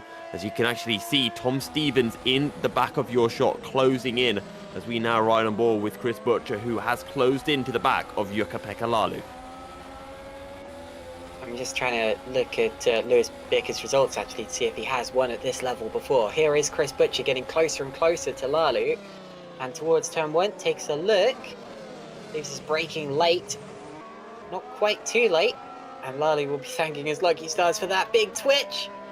And through goes Chris Butcher into 6th position there, ahead of Jakub Lally. Up towards turn 4, he keeps the place. So Chris Butcher now P6 for THR. Jakub Lally P7 for Red Arrow Racing. Now, can Butcher get into the top 5? It would be really impressive if both of the THRs got into the top 5 in this race, considering, of course, that they both started from outside of the top 10. Tom Stevens, of course, driving a superb race there in 3rd position. The THR teenager, who still looks like a kid. I hope he doesn't mind me saying that, but when I saw him at GPVWC Day, I could not believe how young he looked and how fast he could drive, no matter despite his age, of course. It always makes me very jealous when I see someone so young and so fast. Just ask Colin Spork. But anyway, out of the final corner for another lap. We're on to lap 41 of this race. Grankvist with the DRS open on Lewis Bickers. He is gaining again. He's gained about 0.3 of a second on that last lap there. Tell you what, Tom Stevens not really closing in anymore in terms of your Constructors' Championship. It is Royal Blue who lead the Constructors' Championship. That's Lewis Bickers and Szymon Frelik currently running P1 and P4. THR in second, they're currently running P3 and P6. But considering Chris Butcher's pace, to be honest, I can see Chris Butcher finishing in P4 and actually jumping ahead of Szymon Frelik if he can keep this pace going. That being said, Super Venturi, they didn't have a good time out in the opening race of the season. They're doing much better this time round anyway, but Ruben Machete having to make that second pit stop. He's currently down in P10, trying to hunt down the likes of Pascal Polenz and Giuseppe Saracino up ahead of him. Now, apparently, Lewis Bickers is going for his first GPVWC win overall, as is Jan Grankvist, because Grankvist... Actually, I don't know for Jan, because I just had a look on his page, and it doesn't appear to contain his results from Super Cup last year, and I know full well that he did drive in Super Cup, so there's been a little bit of an error on the site somehow. But Lewis Bickers, definitely, this is going to be his first victory if he takes it, and that's still a big if, because Grankvist is now back within half a second of Lewis onto the start-finish straight. He's got the DRS open, and he's about to take that win away from him for the time being. He snatches the lead. Jan Grankvist up the inside, and he gets it. Now remember, there is another DRS zone coming up, but that is the fight for the lead, swapping back again as it swapped a few laps ago. And Bickers is going to be too far back, so Jan Grankvist does have the lead once again in the fight for what will definitely be his first Superlights win if he takes it. Both of these drivers going for their first Superlights victory, and something's just changed. Oh, Butcher's made a mistake. So Butcher makes a mistake there and drops a few places. Also, Saracino, I think, he gained a place on Pascal Polenz further back. But Butcher got up past Singh, then made a mistake and dropped back behind him again. Wonder if he just overshot on the braking, maybe tried the dive into turn 1, pulled off a bit of a Max Verstappen and ran wide, allowing Sandeep Singh to get back through. Of course, you don't really know without having a replay, as for a second I thought it said that Jan Grankvist was in the pits, which made me rather scared. Grankvist, though, is putting in a rather quick lap. He actually pulled 0.7 of a second to Bickers in the opening sector and a further 0.3 to Bickers in the middle sector. All the while, Tom Stevens closing in on the pair of them. Indeed, great stuff. Grankvist still very well and truly on the circuit, as you can see. Bickers still with the DRS, but is in danger of losing it here. Now, I did have a look back at the Butcher thing. Indeed, it was a big dive down the inside into turn 4, which put him ahead of Singh briefly, but then slid him wide on the exit and allowed Singh straight back through again. Very aggressive driving within the top 6 here. Drivers swapping and changing. It's like you said in the Formula Sprint 2 broadcast the other day. It's less of a waltz and more of a tango out there right now, as the drivers dance around each other. Well, right now drivers are pushing, and you can be certain of that for your top 3. Jan Grankvist last time around putting in a 1:31.6, his fastest lap of the race so far, with the help of DRS as he overtook Lewis Bickers to claim the race lead, but Tom Stevens 2.7 seconds behind Lewis Bickers. this time around, just looking at the opening sector, actually Tom Stevens the slowest of your top 3. Fastest driver on track, still Ruben Machete. It looks as if that fastest lap is going to stand, unless someone who maybe doesn't have a chance of points here goes out just in the with the purpose of snatching the fastest lap away from him, and he will get the point for that, as he is inside not just the top 15 but the top 10 now. You need to be within the top 15 to get that point, and he makes a mistake. So just as I say that, Ruben Machete slides off the road, goes to the inside of turn 4, and drops down past Christian Pascal. That's a mistake there. Now back to the... Sorry, just wanted to look at the leaders really quick to check that they are still in the same order. They are. Vickers gained about 2/10 on Grandqvist that last time around. And with 3 laps remaining after this one, it's the point in the race where they've really got to go for it. Talking of going for it, look at Chris Butcher here. Now, a couple of laps ago, he tried to move on Sandeep Singh and it went wrong. Will it be more successful this time? Too far back. Another yellow flag there. And I think everyone's just about okay. Still only the one retirement in this race. Yeah, looks like Machete's okay that time. Still running in P11 in this race, although would be very disappointed if he comes away from this without a top 10 finish. Oh, yellow flag. Something is going on somewhere. Oh, I saw a car parked sideways off the side of the road there. I think it was one of the Drake cars. Yes, Van der Voort, he's out of the race. So that's what the yellow flag was for. A second retirement from the driver who, unfortunately, was running at the back of the field anyway. Oh, someone just gave Tom Stevens a little bit of a kick up the rear end, because all of a sudden he's picked up his pace, taking a half a second out of Grandqvist in the opening sector, taking another 2/10 out of him in the middle sector, and he is closing in with with exactly 3 laps remaining this time round. But I have a feeling that gap's too big. Tom Stevens, a new personal best, a 31.5. Grandqvist and Vickers getting closer and closer once again, and they will presumably start battling heading into the final couple of laps. But will that allow Tom Stevens to join into the battle? Chris Butcher as well on the rear end of Sandeep Singh, still waiting for an opportunity, and maybe this is his moment because he's really close on the exit of turn 2. He's going for it. Look at this. Goes to the outside line. Whoa, Singh tries to move across to the bend. And now... And he gets it. So Chris Butcher gets 5th position. Both of the THR cars are into the top 5, despite starting from outside of the top 11. And in the back of your shot, you can actually see Saracino closing in onto Jukka-Pekka Laulu. Actually, last time around, getting nearly exactly a second, and currently 2 seconds behind. So a lot of late drama we could yet see. Opening sector, though, for your top 3, Jan Grandqvist, 28.825. Lewis Vickers, 28.759. Tom Stevens, 28.774.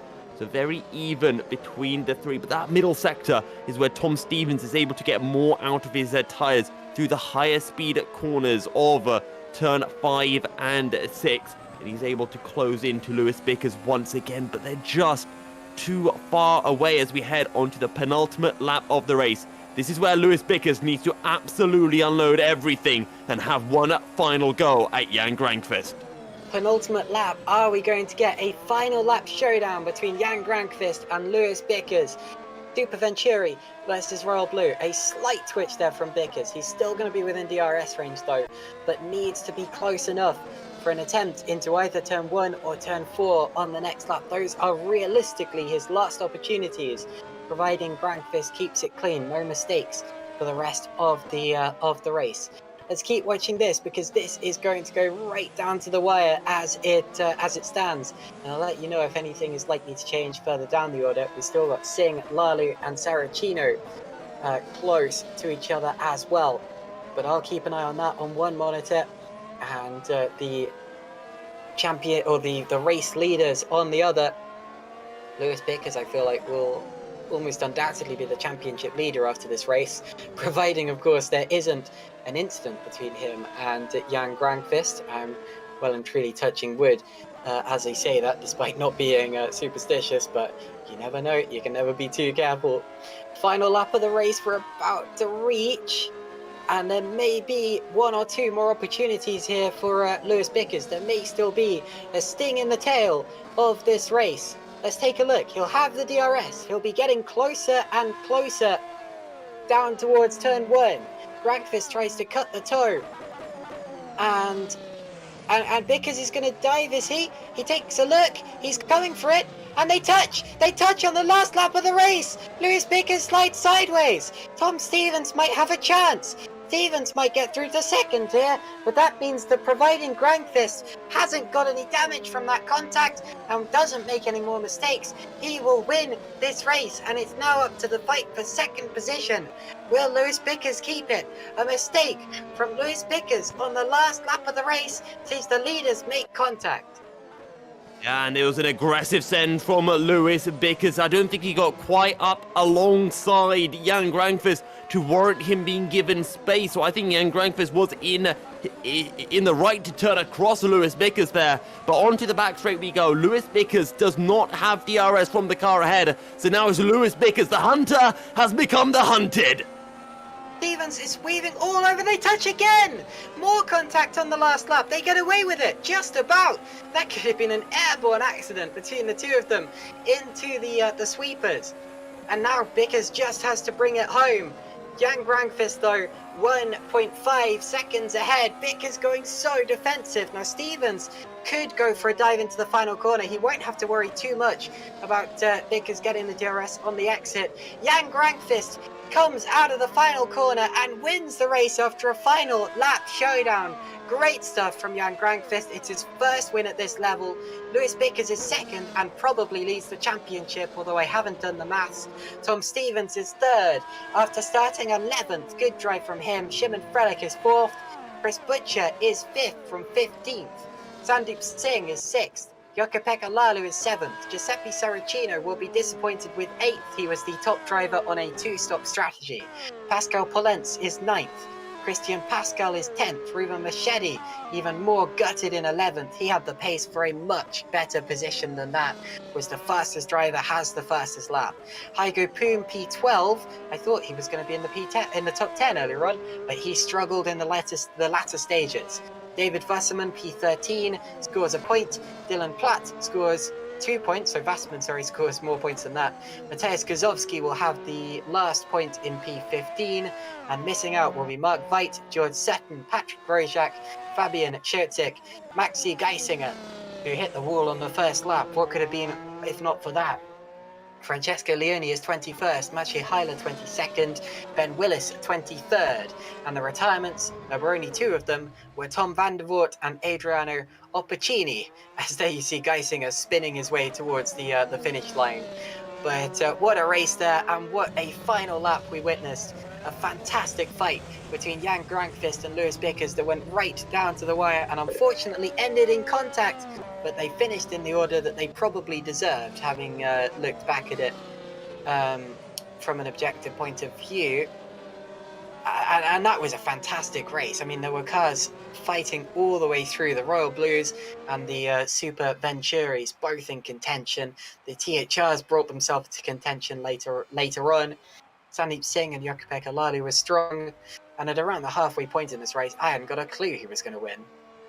Well, it is Royal Blue Racing who extend their lead in the Constructors' Championship. Lewis Bickers will take the lead of the Drivers' Championship with Luke Maguire absent today, and Lewis Bickers almost got that race win, but it's going to be a second place finish for him. He'll be hoping not to get too many more of those before he gets his first race win of the season. Chris Butcher making a good drive towards the end, but needed 1 or 2 more laps before he would have been able to pass Shimon Frelich for P4. But either way, Caitlin, we had a fantastic race and a wonderful climax to it.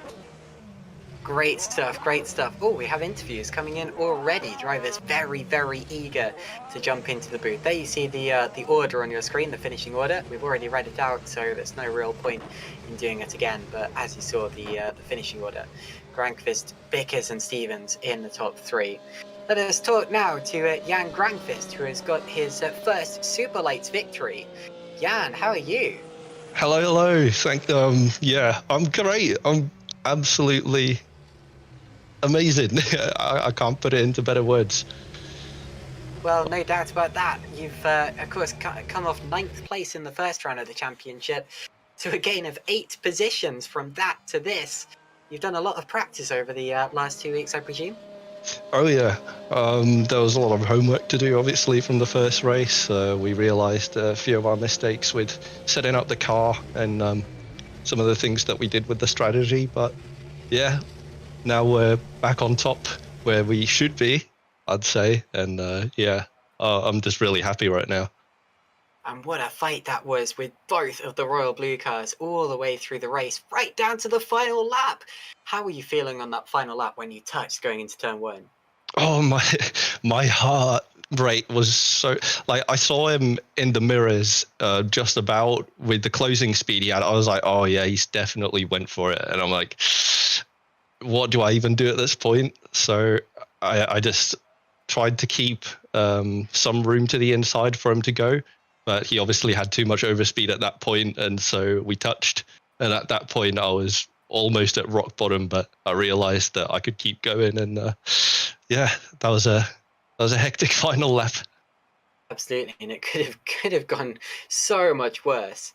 Yousuf, what do you make of Jan's fantastic fight there? Do you have anything to ask or add? I just wanted to. Your teammate did a fantastic job. You got a nice gap. What happened that resulted in you losing that that advantage you had over Lewis? Oh, so well, yeah. Initially, really well done from Reuven. I have to thank him like so much after this race, but yeah. So he obviously did an amazing job keeping all the rivals behind, while I was able to get a nice cushion. However, onto my second stint, pretty early on, I managed to get my car over a curb. I don't remember what turn number it is, but the curb pretty much sucked me out of the racetrack, and I lost quite a bit of time there. So that would have been it. And then after that point, when Lewis closed in onto you, how confident were you essentially at that point? Because obviously you've got no way of knowing how much push to pass Lewis had available, and it seemed like you kind of took turns to pass each other and then tried to break out of the DRS zone from each other. All right, yeah, it was a bit of a guessing game. Obviously, I had Marco team engineering me all the way to the end, so he sort of kept an eye out on that and informed me of what they were doing behind me, and I was able to keep a level head and survive through all the tremendous pressure that the Royal Blue drivers put me into. Well, congrats on the win, Jan, and thanks for the interview. Thank you. Wonderful stuff, Jan. Thank you very much. Okie dokie. Reuven. Sorry, not Reuven. My goodness. I'm distracted because Reuven's in the waiting room. Would you like to talk to him, Yousuf, or would you like to go to someone else first? Should we make our way down in terms of track order? So I think the next one would be Chris Butcher. Yes, because we don't have Bicker, Stevens, or Frelick here right now. Yeah, they don't like us. They don't. But Chris had quite a race, didn't he? Up 10 places. Let's ask him how he did that. Evening, Chris. Congrats on the P5. Are in order, or were you hoping for a little bit more tonight? Excuse me. Hard to know, really, to be honest with you. I think, yeah, we were fairly convinced people were going to two-stop, to be honest. So we went with the same strat that worked really well at Imola, and you know it kind of worked, but it meant that we were further down the grid in qualifying than we would have liked. So yeah, I think considering I qualified 14th again, 5th is a pretty good result. But you know we're still bleeding championship points, so we've clearly got a lot of work to do. We need to find a way of making the soft tyre work, because that's a problem for us at the minute. You know, we'll take it from there. But you know, clearly the strategy kind of works. The race pace is obviously very good, but just you know, qualifying and the soft tyre is a bit of a weakness that we need to sort out.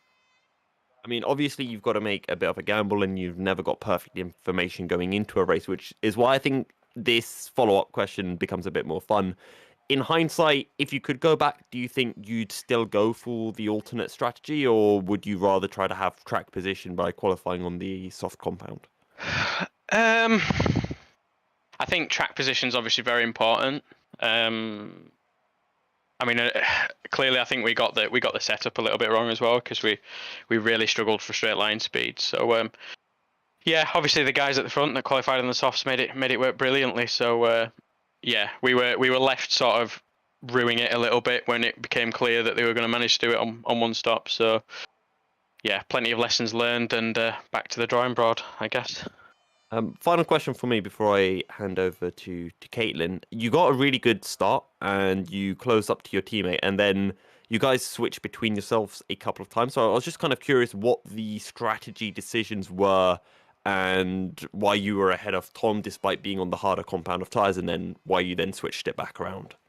Yeah, I think the start went really well. I think people were still sort of trying to find their feet a little bit and struggling with dirty air and making mistakes. So I managed to make some positions up. The only reason I was ahead of Tom is because he ran off of the track. So it wasn't a deliberate switch, that one.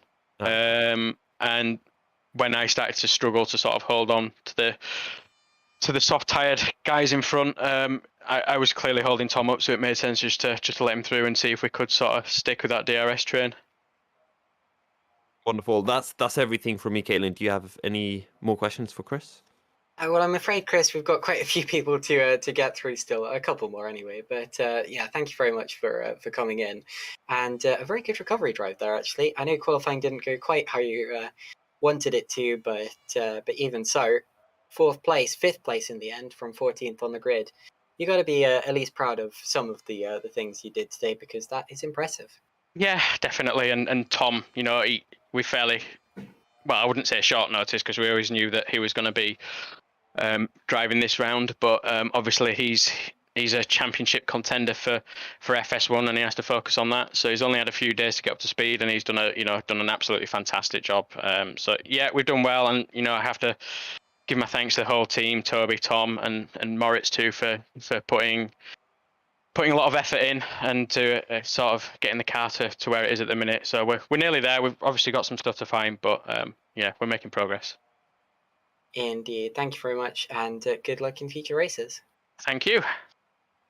Well, we can now speak to Tom Stevens quickly. Tom, hey. Hello. Hey, Tom. How are you doing? Yeah, I'm pretty good. Thanks after that. Now, you weren't really expecting to be, or I suppose you knew a little while ago that you were going to be doing this race, but it's a one-off for you, and of course, focusing on FS1 mainly. Were you expecting to do quite this well this round? Well, with how well Luke did last round, I knew I wanted to try and match it, but it's still really good to come away with a P3, and yeah, it went quite well. Fantastic fight there all the way throughout the race. Plenty of overtakes, and that final lap too. That could have gone so much worse, couldn't it?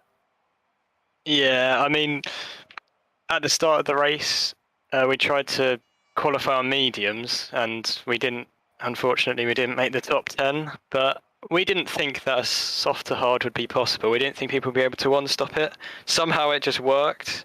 So then, yeah, we had to fight through the grid, and we had a lot more tyres at the end, but it was close. But yeah. Great stuff. So third place for you in the end there. Are you expecting to have to do any more Superlights races later on in the season, or are you purely an FS1 driver?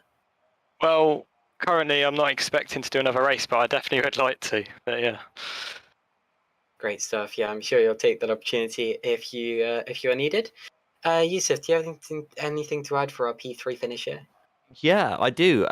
Tom, you were stuck behind a couple of the soft tire, or well, I say the guys on the normal strategy, let's say, for a bit. You managed to work your way through, and then you were closing in onto Jan Grangfus and Lewis Bickers.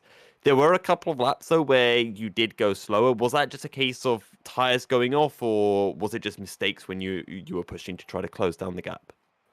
Well, I think it was more of a fact that they were working together all the way at the end. If they weren't working together, swapping every now and then. And if they fought each other, it would have been a much different story, I think. I'd have been able to catch up much easier. But just sitting back in the DRS and slipstream and saving your push to pass and taking turns is so hard to catch up to it when you've not got when you're not in the DRS train. But yeah.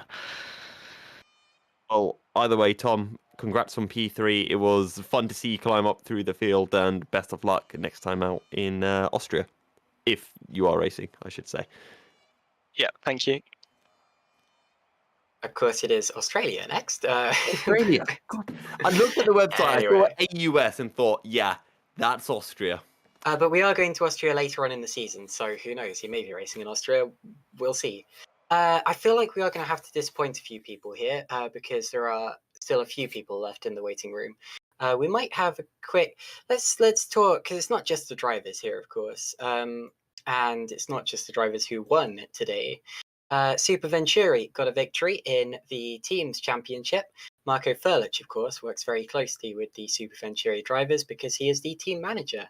Marco, you must be very pleased with Jan Grankvist's performance today. Oh yeah, it was a very difficult race today to engineer because we didn't know who's two stopping and who's one stopping. It looked like Bikas was pushing the whole race, so I didn't know whether he's actually two stopping or one stopping. So we let him pass with like 10 laps to go, but then realized, oh, he's one stopping, so we need to attack him again. And we passed him, and luckily won, although it was quite spicy in the last lap. Absolutely, it was. It was always a tough race from a strategic point of view. Were you always intending to go for a one stop? Yeah, it was always the plan to one stop with Jan and two stop with Ruven. That's why also Ruven held up the field a bit in the first stint. I think without Ruven, Jan wouldn't have won today. So it was also a huge thanks to him as well. He did a good job. I mean, Checo Perez, of course, is the Mexican Minister of Defense. River Machete proved himself as the German Minister of Defense today.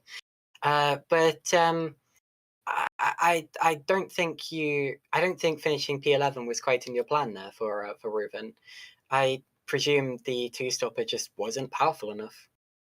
Well, we knew his tire wear isn't the best, and also the fact that he was only called up 2 days before the race didn't help either. We were all surprised, even he was surprised when he qualified P3. So, I mean, yeah, that helped us a lot. And I mean, with Ruven, any points today was a bonus. So the fact that we got 5 or 6 points with him, it's very satisfying. He did an amazing job, especially in qualifying. Yousuf, do you have anything to add for our winning team today? Not too much. I'll just go in terms of the strategy. We saw the likes of THR running a separate strategy, going for the alternate strategy. Were you ever worried that they could really be able to attack you towards the end of the race? And will we be seeing you guys at Super Venturi maybe trying something similar at some point in the season? Well, we knew that the soft hard strategy was going to work, so there was no need for us to qualify in mediums. They did say that they can't get softs to work, which is a bit surprising, but if that's how it is, then I guess that's an advantage to us in some ways. But once we pitted and then they stayed out for longer, I was surprised to see that we weren't maybe closing in enough. So I knew that Tom Stevens was going to be a danger to us. But I didn't expect Butcher to be there, which turned out to be the case. So we were panicking a bit with Tom, with like 15 laps to go or so, but in the end, Bikas gave us DRS for a few laps, so we managed to hold him off. Thank you very much, Marco, and congrats on your victory. Thank you very much. Now, as I said, we are unfortunately going to have to disappoint a few people in the interview channel because otherwise we would be here all night. But thank you to everyone who did come in for an interview and to everyone, of course, involved in this broadcast. Thank you to Yousuf for jumping alongside me. It wasn't just me who was an unexpected addition to the broadcast team today. Yousuf and Moritz, of course, our broadcast director, weren't expecting to do this until quite late on in the day. So thank you both for jumping in relatively last minute. You both did a wonderful job. Thank you everyone for watching. And I can update you very quickly, actually, on the championship standings, because luckily that is being updated right as we speak. And it looks as if the gap that Bickers now has from Jan Grankvist, who's second, is 7 points. So that is the gap for the lead of the championship in the unofficial results, I should say. So Grankvist second, Frelick third, Maguire still fourth, Sandeep Singh fifth. But those are still being updated as we speak. There may be some changes, there may be some penalties. We don't know quite yet, but that is how it's looking. Join us in 2 weeks' time for Australia. And of course, 2 days' time, actually. I should have said that one first. We have the actual Bahrain Grand Prix, the Super League Bahrain Grand Prix. And if it's anything like the Formula One Bahrain Grand Prix a few days ago, then it should be an absolute corker. So thank you all for watching, and we will see you then. From now, from me, Caitlin Penny, Yousuf, bin-Suhayl, and Moritz Kropp, it's good night.